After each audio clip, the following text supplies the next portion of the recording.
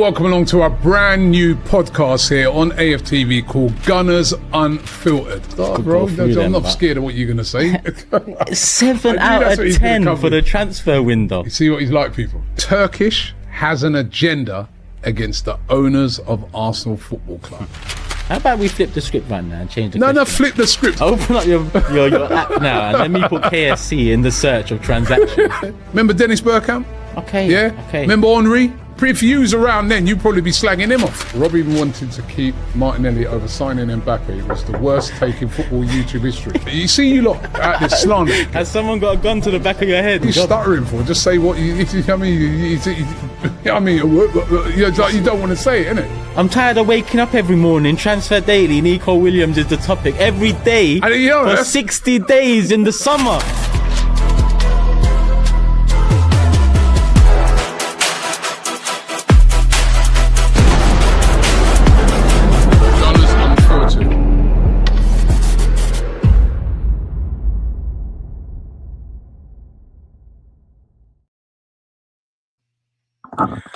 Hi everyone, and I hope you're all well. Welcome to another AFTV Live. Apologies for the technical difficulties we were having before. I'm blaming Stricto for that. I was about to say, that's your fault. But now listen, we're back, and I am your host, Laurie, and I'm very pleased to say, and it gives me great pleasure to introduce to you today my very special guest. He's vocal, he's outspoken, he's candid, he's controversial. He's knowledgeable, he's passionate, but above all, he's always honest and he's always great value. Stricto in the building. Please give a big digital round of applause for Stricto in the building. Hey, that was a good intro, man. That's the one you used last time. Keep using that. That one works very well for me, man. Yeah. Every word I said is true, man. Every word I said is true. I appreciate it. I appreciate the words, man. How you doing? I'm all right, man. How are you doing? It's a bit of a sad day for me, actually. Because I don't know if you know, in the early hours of Saturday morning, we got some news from America that George Foreman, legendary, I know you like your boxing, Stricto, so yeah. Foreman, you would have heard of him, you would have seen him before, I'm sure. He passed away today, age 76. It's a bit of a shock to me. I didn't know he was ill. So yeah, when I got the news, it was quite sad. Yeah, I mean, what a legend. What a legend. I mean, he beat Ali, right? Yeah, man. And he also beat what was the other one that Ali had? The what's his name now? All three of them are passed now, haven't they now? But, Joe Fraser, Ali, and now George Foreman, the Holy Trinity. The Trinity, yeah. And obviously, for me, he was out of my range in terms of age bracket. So I didn't really. From my boxing era is more Tyson, Lennox, that era, 90s upwards, so he was a bit out of that range for me. But I know he done a George Foreman grill and, all those sort of stuff. He's done a lot of things outside of boxing, which, for younger viewers like myself, sort of engaged with his name at that point. But may his soul rest in peace. Absolutely. I mean, two-time world champion, Olympic gold medalist, and of course he was famous for the George Foreman grills. Yeah. So yeah, he was a larger than large character, and he will be sorely missed. So yeah, just quickly moving away from that. Obviously, commiserations and our thoughts are with everybody to do with George Foreman. Yeah. But going back to football, just wondered, did you see the England game yesterday? Yeah, I watched it, man. I mainly watched it for our boy MLS, aka Marcelo Lewis Skelly, aka Miles Lewis Skelly. It was a very proud moment for me. It almost felt like it was my son. I was surprised to see he was starting, but I'm also surprised to see how comfortable he looked. Yeah, he didn't look fazed by the whole sort of event, didn't look fazed by the pressures and the eyes of the world watching you at such a young age. I felt he composed himself well and looked every much part of that whole setup. Yeah, absolutely. Everything you said is true. Man of the match performance, scored a great goal, and it wasn't just a goal. His overall performance was really good. I thought he handled the occasion superbly. I mean, you're talking about a meteoric rise here, aren't you? I mean, because he's only played, 13, 14 games in the Premier League. He's played half a dozen times in the Champions League. He's got the England call up, got called up, scores, man of the match performance. I mean, sky's the limit for this. You couldn't write it. You couldn't write it, could you? You couldn't write exactly. it. Yeah. I mean, what I did, I was actually looking over on his Instagram afterwards, and I believe he made his debut around about November, December, around that time. And to think how so much has moved for him in that short space of time. Like I said to you before, we were probably looking at Nwaneri sort of having that sort of, I don't want to say impact because he had impact as well, but that sort of rise into nationwide rise. Everyone sort of, not just Arsenal fans, but I thought that Nwaneri was probably lined up for that, but it's come at Lewis Skelly. And listen, you've seen his mum. His mum has spoken so many times, and he seems like the boy comes from such a good family that will keep him level-headed, that will remind him this is just the start. This is, the start of something big. And it's totally up to you how you want it to go, how the story's written. So far to me, I think he's going to handle it, and I think he's going to be a big star. Honestly, I really think he's got the personality, got the endeavor, got the composure, got all the right attributes that you need to navigate, especially for the media. We know what the media like, the English media, they build you up to break you down. So I'm sure he would know yesterday's performance doesn't really mean anything in the wider context of the media. Just got to always play your game, don't play the occasion, and a lot more will come. I'm no doubt in my mind this guy will be at the World Cups and many other World Cups to come in the future, and many other international tournaments, Champions League, and so on and so forth, man. So, yeah, man, sky's the limit. Yeah, well said. Just quickly, I see your guys got a win last night. Nigeria, they beat Rwanda. Yes, we did, man. We very comfortable win. I watched the game. Man, when I think about it, we have some players in our squad. We have some, and I'm just not saying it because because they're my boys, but if you look around that squad, some very sought after players. If you want to talk about Ola Aina, you want to talk about Victor Osimhen, which we've spoken about previously, or Victor Boniface, Lookman, Ademola Lookman, Samuel Chukwueze of Milan. There are so many players. Honestly, have one of the best squads outside of Europe. No, yeah, I mean, listen, you're right. So I am somewhat surprised that you're only fourth in your table, World Cup qualifiers. You got off to quite a bad start. But yeah, you're right. You've got the personnel. You've also got a new manager now, haven't you? Eric Chelle. Yeah, Eric Chelle, we've got a new manager, and he seems, I mean, we had to get rid of the old regime that we had going on. That wasn't producing anything. The teams were disjointed. Players didn't really want to turn up for internationals. But Eric Chelle just seems like, he's well traveled around the continent. So he's brought... He's not actually Nigerian, is he? I think he's from... No. He's French. One of the French-speaking countries. Yeah, he's from Ivory Coast, but he used to play for Mali when he was playing back in the day. So yeah. Anyway, man, it's good to see that you guys got a win. I wish I could say the same for Jamaica. How did Jamaica get on? They drew against the mighty St. Vincent. It was a disappointing performance. That, in fact, they got literally the last kick of the game. They got a penalty. It was definitely a penalty. But Jamaica were the better team. They just couldn't score. They had a perfectly legitimate goal ruled out as well. That was disappointing. Wait, you lot scored? So you lot equalized, or they equalized? No, they scored first. And then you lot got a last-minute Fergie time. Literally the last seconds. We got a penalty, and Leon Bailey scored. But anyway, enough of that. Let's revert back to the main topic of discussion. And I see in the comments, a lot of people seem to be quite triggered by the title. And I'm going to provide some context to it. So that title is there because there's been a lot of discussion during the international break about the Premier League. A lot of critics, a lot of pundits, a lot of fans are saying that this current Premier League season is amongst the worst in living memory. So for those people out there that are having a pop at me and Stricto, it's not me and Stricto saying this necessarily. The reason why we're debating it is because it's become very topical in recent days. I've heard quite a few people talking about it, like I said, and it's, you know, something for discussion. It's up for debate. And the reasons they're giving, Stricto, and I'm going to invite you to comment on this in a minute. So the reason they're saying is, one, there's no title race to speak of. The title race is pretty much done already in March. There's 10 games to go. And they're saying it's the earliest end of a title race in recent memory.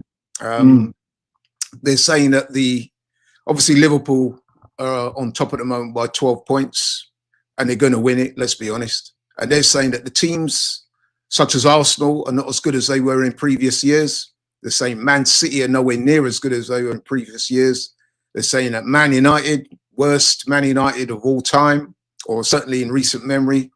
The three sides that came up, Ipswich, Leicester, Southampton, all going back down. Southampton, currently on single digits, have only got 9 points, 1 win, possibly the worst Premier League side ever. I mean, at the moment, statistically, it's Derby. They had 11 points. But Southampton are certainly, you know, in that topic of conversation. People are saying that the games are robotic and not entertaining enough. A lot of teams deploying the low block, and a lot of the other teams are not able to circumvent the low block, something that we've spoken about on this show.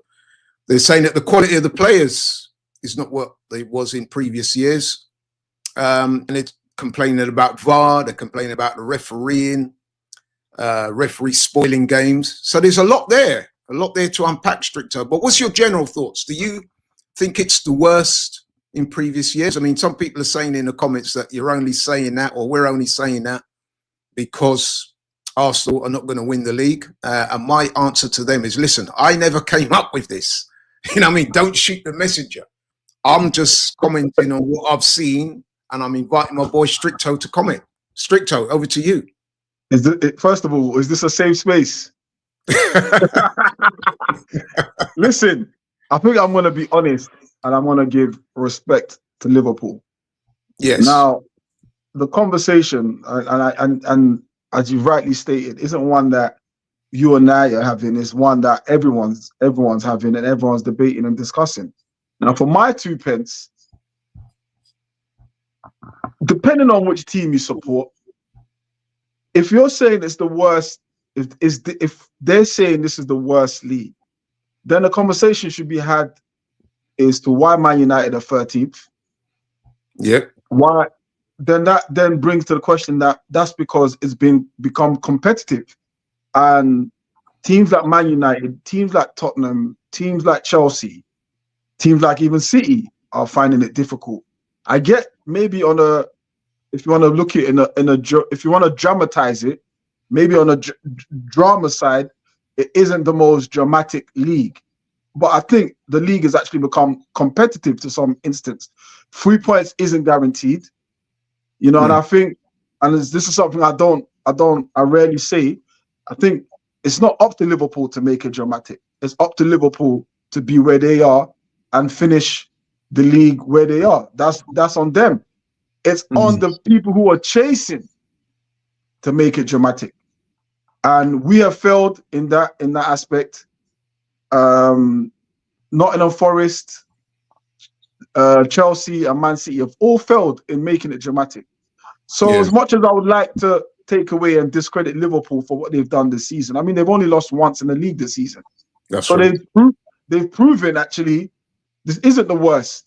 They've actually picked up a lot of points when they could have lost points. So they are on a trajectory that they weren't on previous seasons. But it's up to the rest of everyone else to make it something, and they haven't. So in terms of drama, yes, it's less dramatic on both ends. You know, like you mentioned, the 3 teams are going to go down for sure. And then even in the middle, the points between the top 4, probably top 4 is probably the most dramatic you probably get in that aspect, because the points difference between maybe even us to the team that's probably even 7th, it's possible that they could still finish in the top 4. So yeah, I mean, Liverpool fans, you know, like I said, they know I'm not their biggest. I don't cheer on their club in any way, shape, or form. But it's not up to Liverpool to make the league dramatic. It's up to them to do what they got to do to, you know, to win the league, and that's what they've done. They've lost once this season. They've been in positions of, you know, I remember that game against Fulham when they were a man down and a goal down, and they came back and made sure they didn't lose that game. So, you know, and then they went up to Etihad and done something we hadn't done, which is to win, and they won there. So, yeah, a lot of teams haven't performed to the levels that they haven't performed, but overall, you know, we as a club haven't done anything to make it dramatic. You know, we've spoken loads of times about we didn't sign anyone in the summer, and we certainly didn't sign anyone in the winter window. We've had injuries, but we haven't, honestly, if we need to be held, we need to hold ourselves accountable, you know. So it's just what it is. But you also, like I said, you have to look at why are United sitting 13th, because everyone that goes to Old Trafford collects points from them when they go away. It's the truth. It's the truth. You know how many people have collected points from Man City? You couldn't afford that last season. That a team like, I don't know who Man City lost to. They've lost to Forest. You know, Forest have collected 4 points from them this season. So it's competitive, but not dramatic. So I think that's how I'm going to really sort of summarize it. Yeah, I mean, you make a lot of sense in what you say. I mean, listen, it has been a disappointing season from an Arsenal perspective, because we were expected to, if not win the title, then certainly push it all the way. I mean, if you remember last season, we took it to the last game, and a lot of people were saying that if City fall away, then Arsenal would be right there to take over. And yes, some people in there are saying that if it had been Arsenal 12 points ahead at this stage, we wouldn't be having this conversation. And I get that. But nevertheless, the conversation... No, they had that conversation when we were... Sorry to cut you up, Laurie, but when we was the season before and the season before, when we was sort of, you know, on top of the tree, as you like to put it, everyone said, oh, this is the worst league. Liverpool haven't turned up. Chelsea haven't turned up. Similar conversation we're having now. So I think what people do is, you know, rival fans being rival fans, they will always try to discredit they will always try to silver your gold. Do you know what I'm saying? And that's what is happening now. But Umar said, oh, I'm not salty. I'm saying how it is. I'm giving Liverpool their dues. It's not up to Liverpool to make it dramatic. You know, likewise, it's not up to us to make it dramatic when we had it last season or the season before. But we ended up making it dramatic to the point where we lost it. So it's not up to Liverpool. So I give Liverpool their credit. But I think rival fans will always say one. It's only when City are winning it that no one says nothing. It seems to be acceptable that, you know, City can win the league 6 times in 7 seasons and no one actually says this league isn't competitive anymore. But once someone else takes the baton, then all of a sudden, oh, it's not competitive. This is the worst league ever, you know? So it's like we're all used to City winning it. We've got this thing in our head now that it's almost a French league when City win it. No one batters an eyelid. But only in truth because City have no fans. That's the truth. City have no fans. So, like, every team's, maybe apart from Man United, but everyone else is satisfied with City winning it because they have no fans. There's no one to banter you back, you know? But when it's Liverpool, Arsenal, Chelsea, there's a fan base there that can argue amongst themselves because we do have a traditional and historical, how'd you like to put it, beef.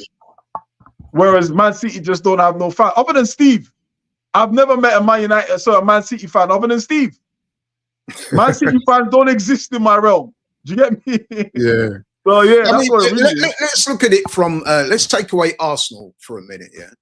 So from a neutral perspective, say you just like your football, but you're not particularly divested in any of the top teams. You're just a person that wants to see good football. So I would imagine that what they're looking to see is a title race that goes to the wire. You know what I mean? Yeah, yeah. And indeed, same with the relegations. They want some jeopardy. They want some drama. What you don't want is what is happening at the moment where Liverpool are basically going to run away with it. Like I said, we're into March, 10 games left, and it's pretty much nailed on. I mean, Liverpool are not there It's not a mathematical certainty yet, but pretty soon it will be. So I did some research on this, and I think they were saying that the previous races have been much closer than this, and you have to go back to, I think it was 2019-2020 season. Liverpool won it with something like 7 games to go, but that was a COVID year, so that was a different type of year. But before that, it was 5 games, and it was Man United who won it in 2000-2001. Yeah. So we're on course for it being settled, you know what I mean, very soon. Yeah. And that's obviously very disappointing for the fan, including myself, man. I mean, even if Arsenal, not Jay, you want it to be close. You want some jeopardy in the results. You want it to be hard fought. Unfortunately, this year it doesn't look like that's going to happen. And like I said, it's the same at the other end of the table. It's starting to look like the 3 teams that came up, namely Leicester, Ipswich and Southampton, are all going straight back down. And again, there's no real... But you know what, Laurie, what I would add to what you're saying here, what I do think is true is I think football has become less enjoyable. You know, yeah. I think I've got a good friend of mine, you might know him as well, Jamie Lawrence, Jamaican international. Oh, yeah. Played for Bradford. Yeah. Played for Bradford, played for other clubs as well. Yeah. And he was saying, if you go on his page, he's always saying the game has become so robotic. Yes. You know, he came from an era where, you know, he played against Ronaldo, the real Ronaldo, played against Henry, played against Bergkamp, Pires, all these beautiful footballers, you know, these guys that were elegant, these guys that did things off the cuff. There wasn't an instruction to, you know, on how to beat a man. They did it once they had the ball. You know, they made football enjoyable to watch. And now I have to agree with that sentiment. And I just think if you look around the Premier League, even us, for example, you know, we talk about Martinelli, you know, he's become almost robotic, you know, like he gets the ball, he doesn't natural anymore. You know, if he can't beat his man, he passes back. That element of taking risk has died, you know, has died. And I don't know whether or not maybe this time when City are struggling, because I do believe Pep has a lot of influence in how the robotic regime has sort of started. We saw it when he was at Bayern Munich.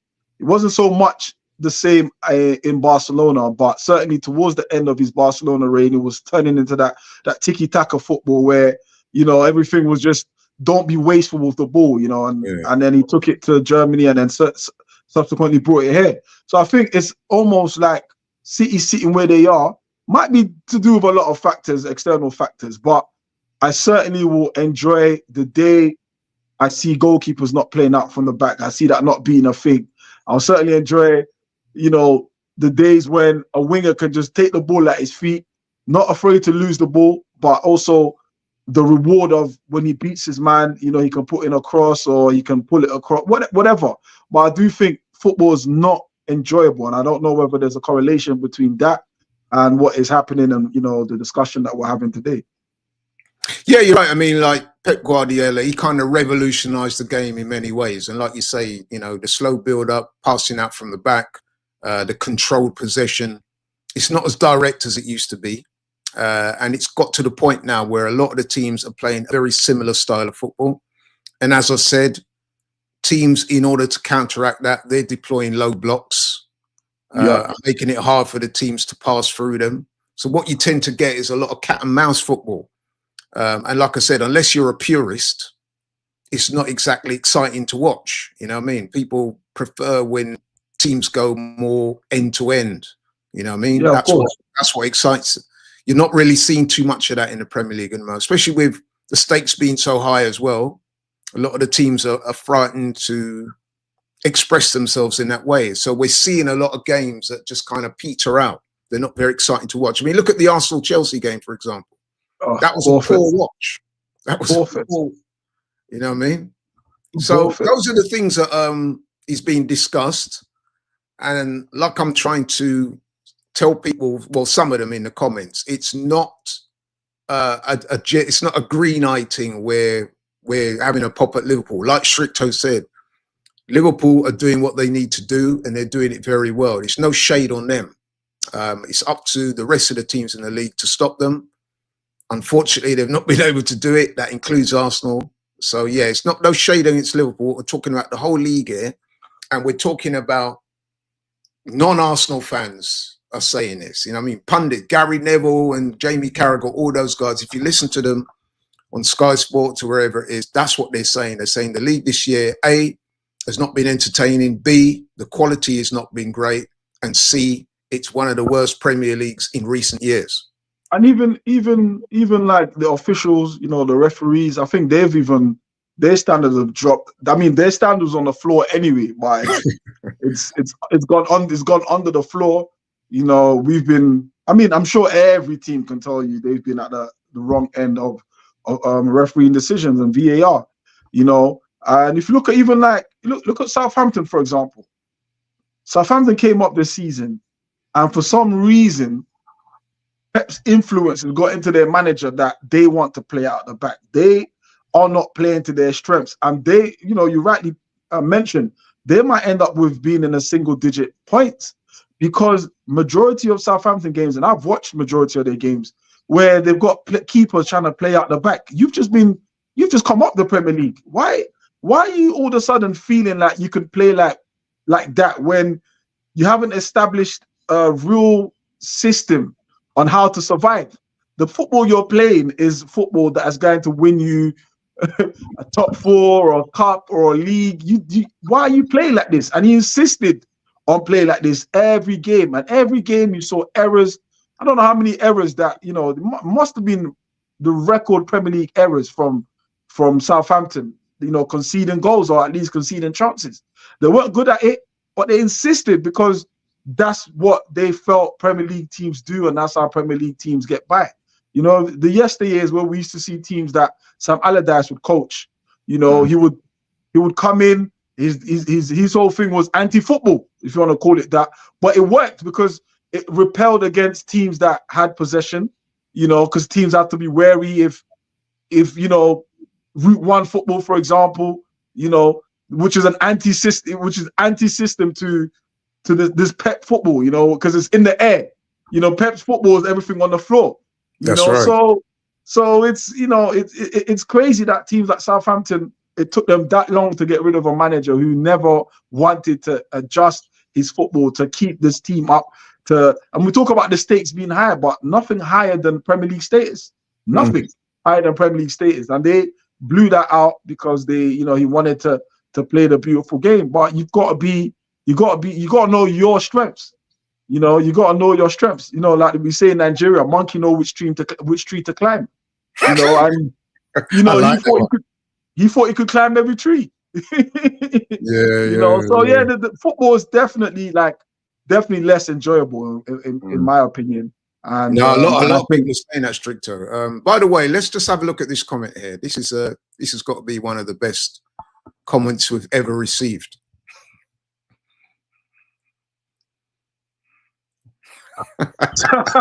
I know that's your other account. Lord. I think that's a guy that knows what he's talking about. Listen, jokes aside, right? So, Stricto, we've spoken about the robotic nature of the teams, right? And the low block and all the rest of it, and the teams following Pep. What do you say to those people? And there's quite a few that are saying that the quality of the players is not as good as it was in recent years. That's an interesting comment. I mean, is that one that you share or not? No. I don't share that. I think, again, you don't see the best in players when they're being coached to the letter. You know, you're not seeing instinctive football. You know, football is a game. You know, we think about the greatest players that have played it. They have played it on instinct. Ronaldinho being held right on a touchline and he's had to do something to get away. Messi, your Ronaldo's, you know, either Ronaldo's you want to think of. You know, and I think the game now doesn't allow someone to be creative. You think about, like, you remember Joe Cole? Yeah. So, when he was at West Ham. Yeah. You know, and Chelsea. And at Chelsea, but particularly in West Ham, because that was what got him that Chelsea move. He was a player, just flair. Everything he did just came to him. You know, he didn't think about, oh, let me look what the coach is telling me to do. You know, coaches them time encourage that, you know, give the ball to Joe, give the ball to Joe. That was what, you know, that was the mantra for West Ham at that time, you know, and he got his move. But when he got his move, what happened? They started to coach that out of him. You know, when he got to England, they started to coach that out of him, you know. He started being robotic, you know, everything was, oh, pass it, find Beckham, find Becks, find this, find that, you know, and eventually it died out of him. And I think that's why players like him can look at Nwaneri and almost be like, I see something similar to him, to me when I was a kid, you know, in the sense that he just does things, you know, and nothing is, and eventually that will get killed out of him, you know, because that's just football. And I hope it isn't, because he brings so much to the game at a young age. You know, we want to enjoy watching someone that's going to do stuff without, you know, just coming to him, you know, ball at his feet, ball in the air, you know, can find passes, can just express himself, you know, to the level of, you know, football wins, fans are winning, you know, whether you're a rival or not. You know, there's some players in other teams that I enjoy watching. Yeah. Yeah, so you think it's more of a case of the talent level is good or very good. It's just that the expressive style is being coached out of them by managers who want to play a more controlled type of game. 100%, 100%. Because you can't tell me all these players, even new players coming in, these guys have so much talent. If you think about how much it takes to become a footballer, the odds to become a footballer, you can't tell me overnight that these guys don't have the quality. These guys are athletes now. You know, back in the day, they were all sort of like, you know, again, contradicting what I was saying earlier, but a lot of these guys weren't athletes. Footballers now are physically in a better shape than they were years ago. They're more in condition, so they can run more, they can do more, you know. So the standard is high in that aspect. But what are you going to get when every player is scared now to lose the ball? You know, the players are now hiding because of what's at stake. You know, they look, before they do something, they look at their manager. They don't really want to go against the grain. You know, those players, we look at like Ravel Morrison. Big up Ravel Morrison, by the way, big Arsenal fan. Also follow me as well. Big him up, Jamaican star. Yeah. Ravel Morrison is probably the great example of that. You know, he's one that I suppose doesn't listen to coaches. He does what he does. And what people sort of return back is saying he has an attitude problem because he just wants to express himself. You know? So it's not the standard of players is dead. It's just what has become of football. And it's not just even in England. You can look all around Europe. You know, there's not one team, maybe other than Bayern Leverkusen. I enjoyed watching them playing. You know, they were sort of away from that system style, but eventually they'll have to go back to it because that's how football's played now. Yeah. No, you're right. I mean, listen, man, there are some exciting players. I mean, Liverpool's got several. Mo Salah, you know what I mean? Curtis Jones, Szoboszlai, you know what I mean? They've got an abundance of players. Arsenal got players, Wanyeri, you know what I mean? There's loads of players, man. Even Man City, I mean, okay, De Bruyne's getting on a bit now, but he'll be a Premier League legend, you know what I mean? You could go right through Newcastle, Isak, Brighton, you've got Matoma, you know what I mean? There's plenty of good players, too many to mention here. But I do agree with you, Stricto. I think it's the managers have a certain style and the players have to fit into that style of play. And if they don't play for the manager. It's as simple as that. Exactly. And also, Laurie, when was the last time? Do you remember when we used to see those Liverpool-Newcastle games, those blockbusters games, 4-3? You know, we don't see those games anymore. No, you don't. Yeah. We don't see those basketball type games where it's 5-4, you know, or even like an Arsenal-Newcastle 4-4. You know, I think it just doesn't happen anymore because once a team ascends their control, it's pretty much it. It's pretty much. It's almost like the best team. The best team now is the team that has most control of the game. You know, so it's the game is dying, man. The game is dying. You know, and I hope to God. Let me ask you a question, Stricto. So Arsenal aside, is there any teams that you enjoy watching? Like, say you're not you're at home, Arsenal not playing that day, and you could select a team that you want to watch. Who would you go? Who would be your go-to team? Brentford. Yeah. Why Brentford? Why Brentford? Because again, so Brentford, couple factors is that they are doing a lot of, how can I put it? Miracles, if you want to put it. So, for example, in the start of the season, their home record was great. Yeah. And then second half of the season, their away record is great. And you look at the influence of Brian Mbeumo, Johan Vissa, especially when they've got rid of Ivan Toney, which everyone thought they would struggle when Toney went. But they've shown, even with the absence of Toney, when Toney was there, when Toney was banned for, I know how many months he was out for because of the gambling, they were showing they were still able to play football. And then they brought in guys who are just normal guys. You know, you think of Ethan Pinnock, who was playing at Dulwich Hamlet. He's a Premier League player, getting on with it, doesn't look out of place. They brought in this Kevin Shard guy. You know, they're a team that, you know, just excite from front to back. You know, and they got a manager who's almost similar to Klopp. You know, he likes his high intensity. He likes the pressing. You know, he likes just playing football. Just go out there, express yourself. So I love watching Brentford. I also like watching, but they're my local team, if you want to put it, Crystal Palace. You know, I enjoy watching Crystal Palace. I've had friends that actually played for them. Big up Sean Scannell, big up Wilf.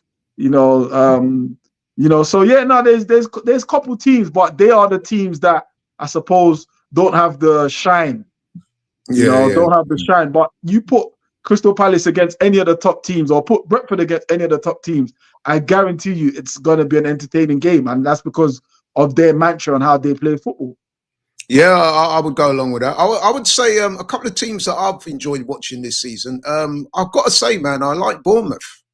Bournemouth play good football. There you go. There's another one. Yeah. Yeah, they play good young side, a very energetic, play a lively game. They press high, but they do like to get men forward. They do score goals as well. Yes, so yeah, man, they've impressed me. Brighton at times have looked good. Fulham look good.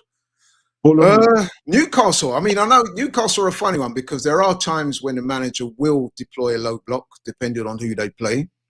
But if Newcastle turn up and they're in the mood, and you get the likes of Gordon and Isak and Jacob Murphy and those guys, when they're playing well, they play well, if you know what I mean. They are an entertaining side. Yeah. On their day, they'll stop anyone on their day.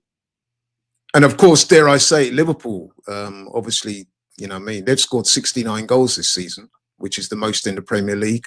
And when they're on song, they do look good. But what do you say to those people who say that Liverpool's dominance is a reflection of how poor the Premier League side, not because Liverpool are a bad side, because obviously they're a very good side, but what they're saying is Liverpool are not like what Man City were a couple of seasons ago. But yet, if you look at the table, they're running away with it. So what some people are saying, although Liverpool are good, they're not that good, if you see what I mean. What do you say to that? I think I've often said that, but I think I've said that out of bitterness, to be honest with you. I've been bitter and annoyed when I've said, you know, look at Liverpool, you know, they played against PSG, you know, who play in the supposed French or the Farmers League, and yet, in my opinion, they were dominated in both games, even though they managed to sneak a late goal at the Parc de France. But let's be honest, they've lost one game this season. It's not up to. They don't care what anyone says on what they're doing, because as far as they're concerned, they're doing the right thing, and the right thing is they're on course to win the league, barring a humongous, epic effort. That's not going to happen. That's not going to happen. That's not going to happen. Even I'm sure Ty, the most optimistic Arsenal fan, isn't even hasn't got that in his wildest dream. But then again, that's Ty. He probably does. But it's not like it's the standard of football isn't on Liverpool. They're winning their games. You just said now. You just quoted they've scored 69 goals, more than anyone else. Yeah. How many more games left? 10 games, you said? Yeah, 9 games. They're not far off. 9 games. 9 games. They're not far off adding, making it 80, 85 or thereabouts. It's they're on par with what we've been used to. You know, they're on par with what we've been used to. Like I said, the issue being Man City don't have enough fans for anyone to care about them. That's what it really is. I think Liverpool, to be honest, they've done their job. They've done their job well. Simple as that. I'll give them that credit. And you can clip that, Liverpool fans, because you know how much I hate you lot.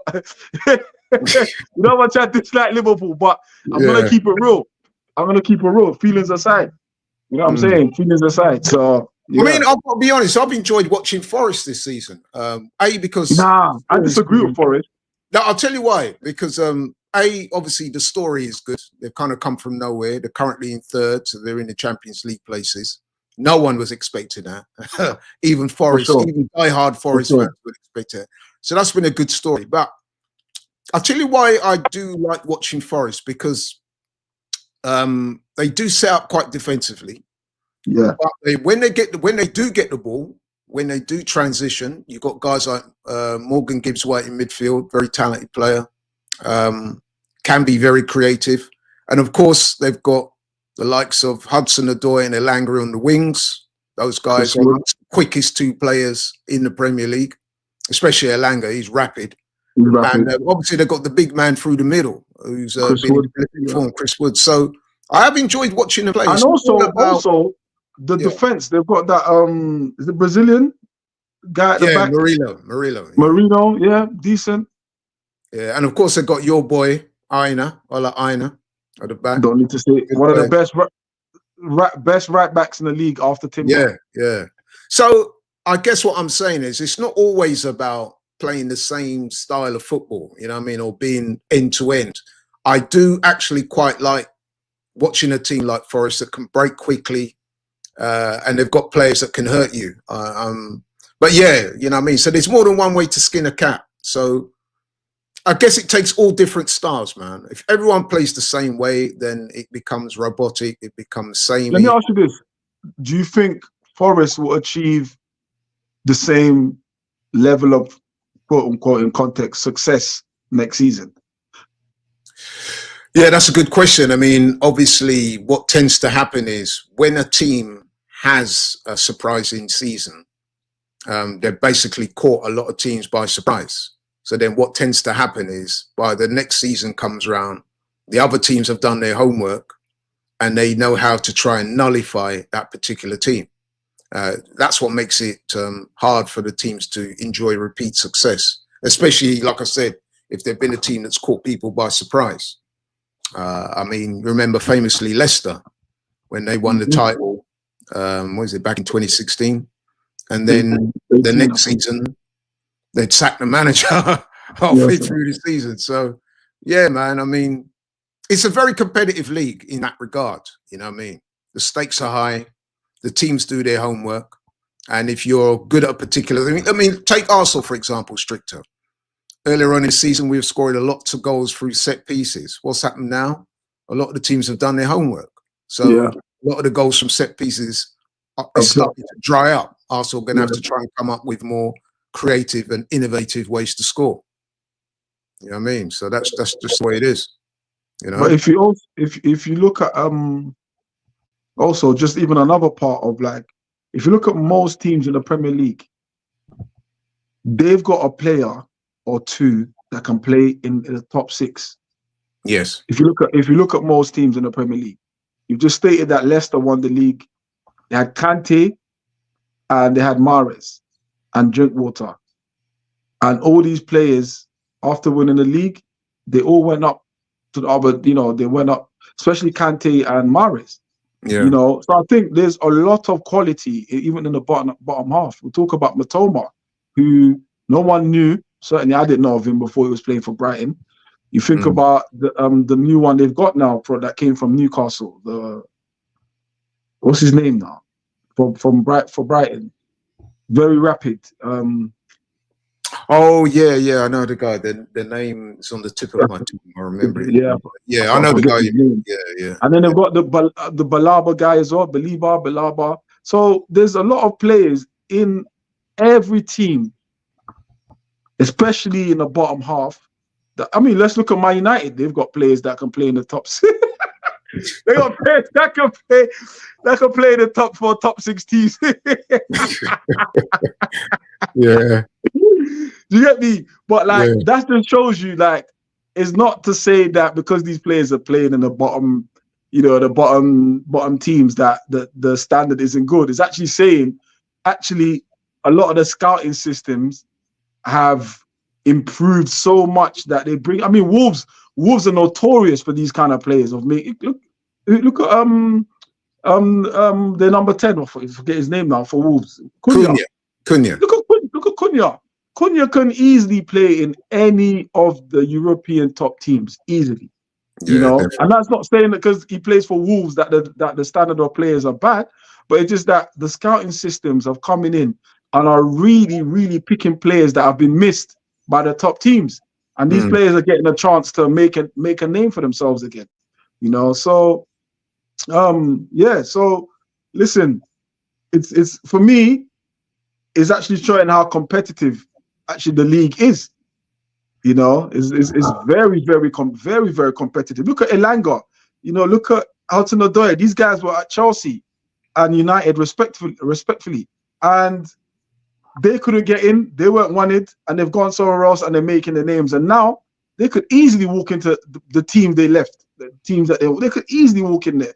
Hudson-Odoi can moonwalk into that Chelsea team. Not even the squad, the Chelsea starting 11. Same with Anthony Elanga.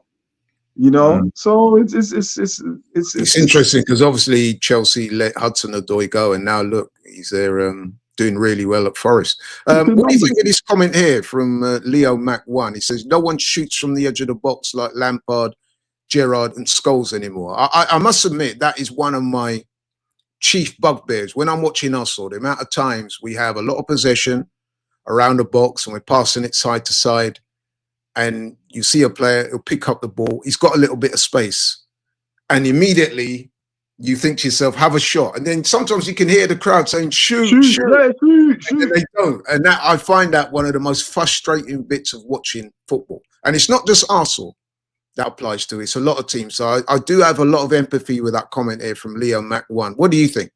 I think we invented that, from Wenger era. From Wenger era, they used to say, we always want the perfect goal. Always want to walk it into the net.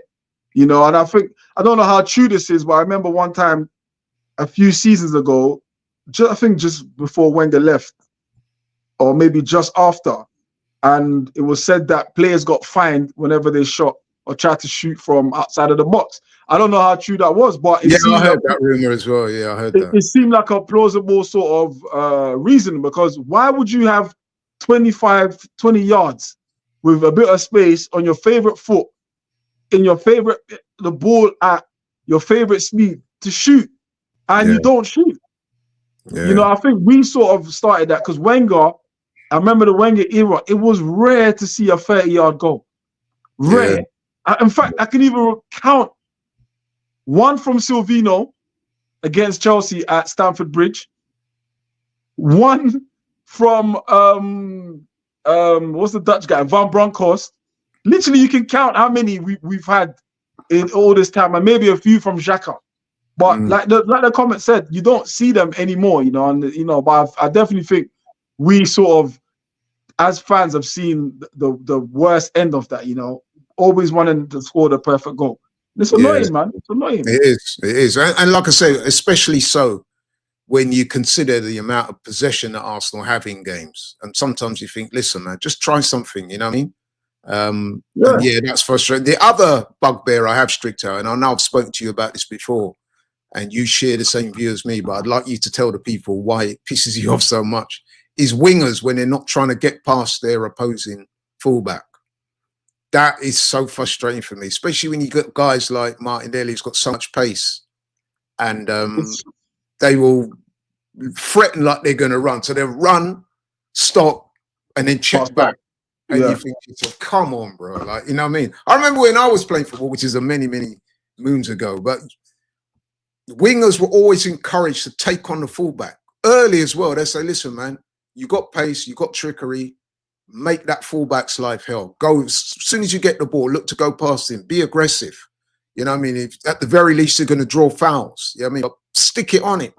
But far too many times now, it's very controlled. The winger will get to a certain point, then if it's not looking likely, he'll check back, pass, and then they start again. Which, you know, I know it's all about keeping possession, but again, you're thinking, come on, man. You know what I mean? Yeah, the entertainment factor, man. You know, even the fullbacks don't even overlap. You know, it's just they don't even overlap to allow. You know, in some instances, you have on a winger, you have two players on him. But if you have a winger overlapping, it takes one of those player away, and it's very, very frustrating. You look at Lamine Yamal, and you see why he's getting the praise he's getting at his age, because he's playing with no fear. You know, he's taking on his fullbacks, he's beating them. You know, you look at Vinicius, you look at Rodrigo. These guys get all the recognition in the world because they beat their men. They don't care about losing the ball. They don't care. You know, all they're concerned about is literally the entertainment factor. If I beat you, the only way you're getting this ball out of me is bringing me down. So it's almost a win. It's almost a win-win. You know, and we're talking about Martinelli now. You know, Martinelli, you don't see it. I saw this. You know, Arsenal media constantly putting out these content when they ask other players, who's the fastest in the squad? And everybody says Martinelli, but you would never know it by the way he plays. You would never know it. It's what the guy's saying here. Anton Martin, he says, you all just watch too much English football, which is trash. Other leagues still play fun football. Now, that might be you know, okay, he's worded it quite strongly. But do you think he's got a point there? I mean, I must admit, I probably don't watch as much European football as some of my counterparts do. Maybe I should watch more. But no, just Stricto, are there any leagues that you watch that you think, yeah, man, this is real exciting stuff? Because I must admit, the other league that I think you get entertainment factor is like the Turkish league. You know, it's just a wild ass league. You know what I'm saying? Like, it's wrestling. It's wrestling on a football pitch. You know what I'm saying? It's wild. It's unpredictable. The referees, there's a lot going on. But I think, again, like we spoke earlier, the more stake in hand, the more everyone is risk averse. You know, everyone. You know, so for me, the Italian league, I don't really enjoy watching the Italian league. It's never been entertaining. The purists enjoy it because, you know, it's the art of football, the art of defending, the art of, you know, taking your chance and all of that. The Spanish league, somewhat entertaining, but when we talk about the control, it all started from them. The German league is a mixture of sort of the Italian league and maybe the English league, maybe. The Portuguese league, I don't really pay that too much attention. So Antoine, you got to tell us what league you're talking about, because you know, we're not really, you know, we're not seeing top players. We got a few people in the comments saying that Barcelona are good to watch this year. Yep, Barcelona are good to watch because two of their wingers take on players. Yeah, they all the time. They're not checking back. You know, they're using their strengths. You know, so that's why Barcelona over the years we've known have played that tiki-taka style, which is now no longer, it doesn't exist because A, the manager that invented it isn't there, and B, those type of players aren't there anymore. You know, now they've got athletes, you know, who can, you know, look at Jules Koundé, you know, he's an athlete. He could easily run in the Olympics. You know, you've got Rafinha, you've got Lamau, you've got, you know, players who are also technical and are just athletes. So a lot of their style have had to change. Barcelona went for a transition the last few years where they're trying to find themselves again, but I suppose they find themselves now, you know, in the style that they're playing, which is enjoyable. But again, that's just one team. Yeah. That's just one team. Just to digress quickly, because we've had a few people in the comments asking me to mention it, so I'm going to do that. They're asking for comments on Andreas Berta and what he's going to mean to Arsenal going forward. Are you happy? Are you excited about the appointment? And do you believe that he's going to be able to get those big signings across the line? I must admit, Stricto, I don't know too much about him. I do know that he comes with a good reputation.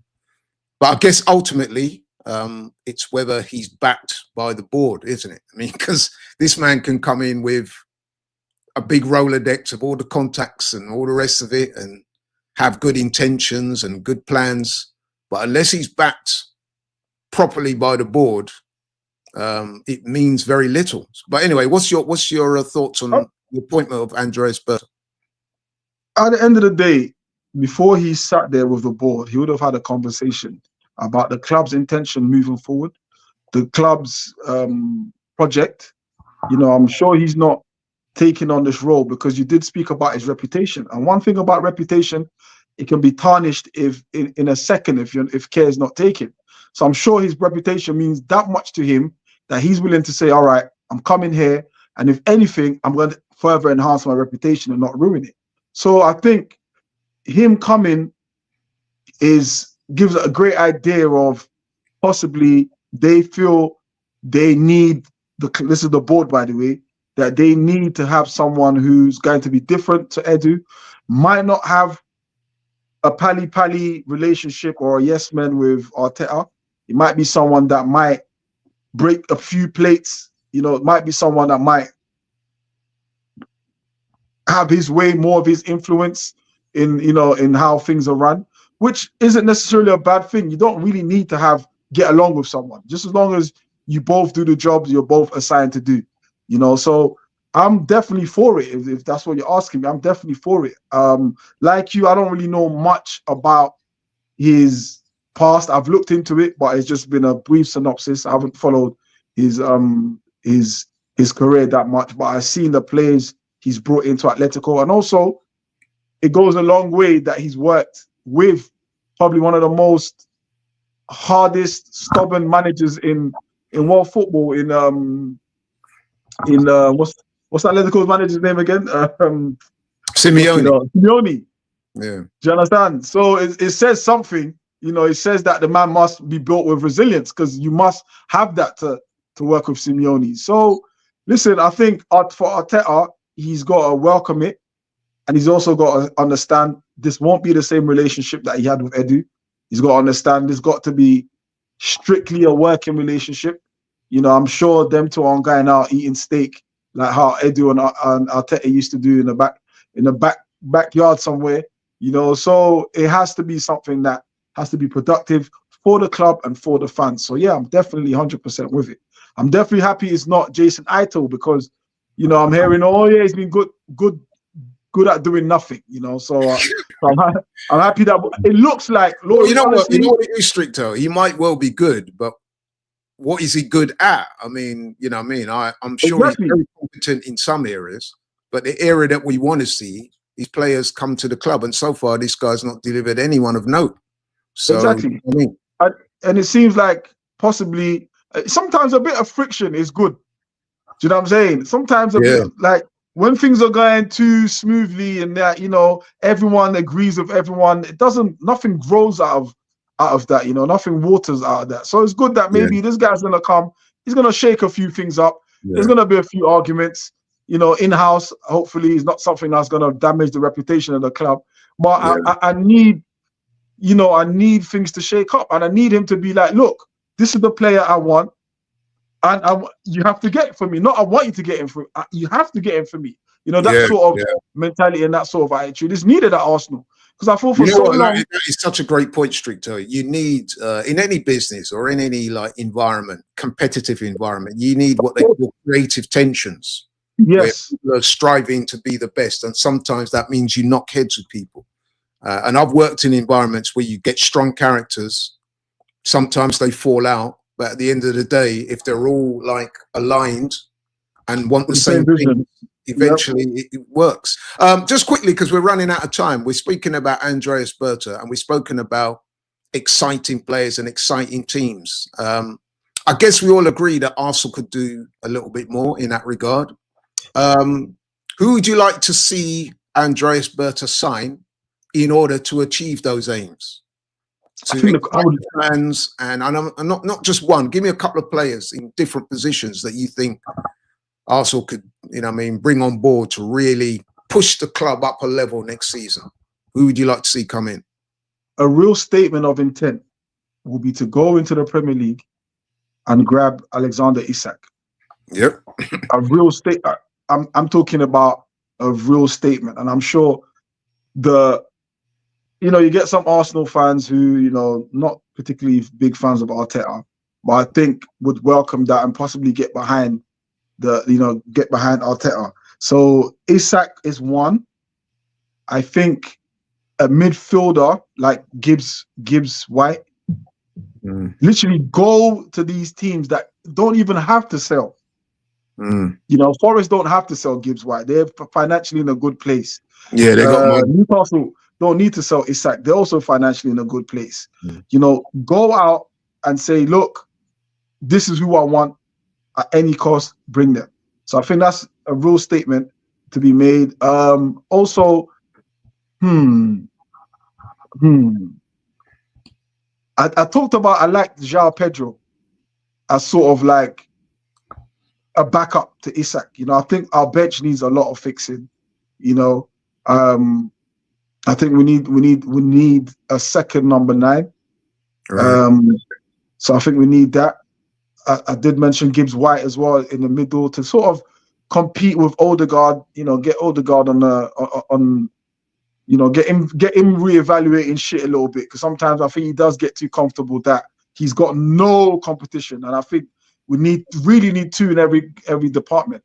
I think we're quite fortunate that we've had the rise of Skelly and Nwaneri, so it supposedly reduced the cost of what would have needed before them sort of coming into the fold. So yeah, I think those 3 players, Isak, Gibbs White, did I mention a third one? João Pedro. I think that would be a real statement. I can see the rest of Osimhen, but those don't excite me as much as Isak. Isak would literally just slot in. There's a number 14 shirt there waiting for him. He loves Arsenal. He loves Henry. The influence of Henry has been big on his career. He models his game around Henry. It'd be great to get that sort of high caliber striker that we haven't had. I wouldn't even say Aubameyang was that high caliber. I know he scored a lot of goals, but talking about prestige, literally Henry, literally Van Persie, those sort of finishers, So yeah. What about you? Who would you? I must say Isak is top on my list. But then I think we need to bring in some more forwards. I like the look of Nico Williams. The Morgan Gibbs White is a good shout, but whether Forest will allow him to leave, I'm not so sure, especially if they got Champions League football. It could be argued that why would he leave? He's captain there and he's doing really well. But yeah, we definitely need a few more, but definitely Isak would be at the very top of my list, because I think once you've got a striker like Isak, you can build the rest of the team around him. So that's a good place in which to start. Not only is he an excellent striker, he's also an excellent footballer. So it gives you so much more than just scoring goals. So as a focal point, he would be my focal point, and then you build around that. Would you go into City and raid City? I doubt very much City would want to do any business with us. Who did you have in mind? That's a good question. There's no one that leaps out of the page for me with City. Because I suppose City, they also did a rebuild, so a lot of players would have to leave.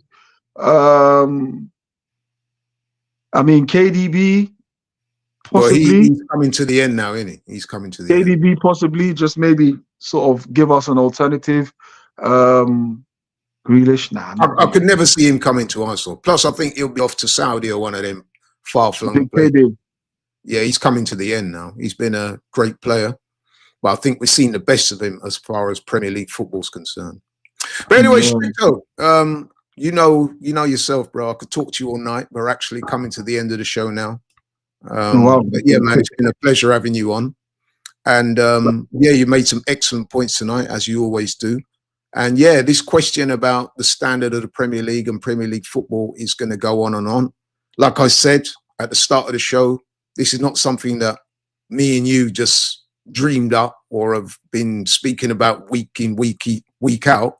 This has been a subject that's been debated by pundits, ex-players, fans right across the country. And it's been borne out by the fact that Liverpool are seemingly going to run away with the title. So that's what led a lot of people to have that opinion. And, you know, it is a worthwhile topic to discuss. I hope people watching it have enjoyed it. I've tried to see where we've come from. But yeah, man, I've enjoyed this conversation. Stricto, is there anything you want to say in passing? Yeah, people, man, listen, support the kid, man. Get the channel growing. Stricto Strict on YouTube. Yeah, Stricto Strict. Go over there, subscribe. Got content coming. So yeah, other than that, I've got nothing more to say. But someone did say in the comment briefly asking, would you swap Lamau for Nwaneri? Hell no. I'm not answering that. That's no shade on Yamal, because he's an excellent player. But I mean, we've got our own Yamal in Nwaneri, man. I'm really excited about him. I mean, we spoke about exciting players. Right now, I'm struggling to find a more exciting player in the Premier League than him. And when you think he's only what? He's only just turned 18 this week, I think it was, isn't it? Yeah, just turned 18. Yeah. He's got an unbelievable ceiling. You know what I mean? So, yeah, man. No, Yamal is an excellent player. No doubt he's going to be a great player. But in terms of swapping him for Nwaneri, no chance, man. And that's a big call, but I do mean it. I'm being serious. I'm being serious, bro. So, you know what I mean? I'm staying out of that one. But yeah. Well, Stricto, man, thank you so much for coming on the show today, man. I look forward to speaking to you next week. All the people that tuned in, thank you so much. Apologies for the slight technical delay we had at the start. But I hope you've enjoyed what me and Stricto have been able to talk about. And keep supporting AFTV. Keep it locked and loaded. Don't forget, our next watch-along will be Arsenal's next game, which will be on Tuesday, the 1st of April, April Fool's Day. It's against Fulham. And let's hope, Stricto, we can get the 3 points. Yes. But anyway, thanks to everybody. Thanks to all the contributors. Have a nice weekend. See you next week. We're out. Take care.